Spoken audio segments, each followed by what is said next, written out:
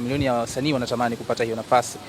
Umetokea Rwanda, tumetokea hapa. Maswali ni mengi kwa mashabiki. Ni msanii ambaye ulikuwa Rwanda, umeamua kuwa signed chini ya Kings Music, au ni msanii wa hapa ila kwa sasa ulikuwa hapa, pengine ulikuwa unaishi Rwanda?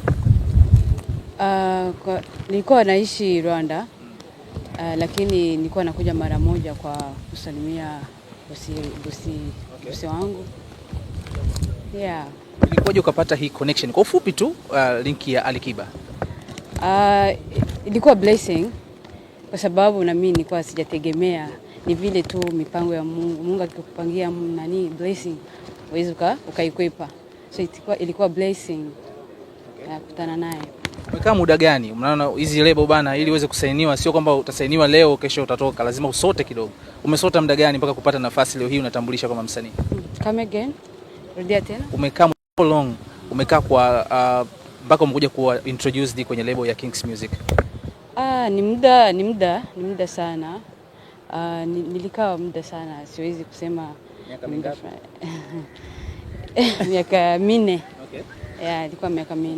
Nikisikiliza accent yako inanipa jibu kwamba inawezekana Kiswahili kidogo kinapiga chenga. Ngoma umeachia King'ang'anizi, right? Kiswahili najua, ni kwamba maybe accent yako ya. Kwa sababu ni mara ya kwanza ndio bado sijazoea, lakini kidogo nitazoea. Twist kwenye aina ya muziki ambao unaufanya Bongo Flava. How was it hard? Actually mimi ni msanii ambaye mimi ni mwimbaji. Sasa mna kitu ambaye kinaweza kianishinda zaidi ni kuimba. Kila mtu anaimba, hata Kichina tunaimba. So Kiswahili ni rahisi sana kuimba. Okay.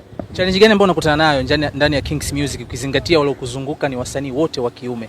Unaweza vipi kushare hiyo bondi, kihisia, kila kitu? Challenge ni upendo, sababu walinionyesha upendo ambaye sijategemea jinsi walivyo treat. Nimefurahi sana tena sana. Unaonaje reaction ya mashabiki sasa kupitia social media baada ya kuwa introduce na kuachia project yako kwanza? Kama msanii naweza ngakutana na mtu ambaye ananipenda, mwingine asinipende. Hizo zote ni challenge ambaye kama mimi msanii naweza ngakutana nazo. So ni kujipanga na kujaribu kufanya kazi yangu vizuri. Naomba nisaidie swali. Umejisikiaje mpaka sasa hivi ulivyokuwa release nyimbo yako? Yaani mapokezi, watu wamekupokeaje?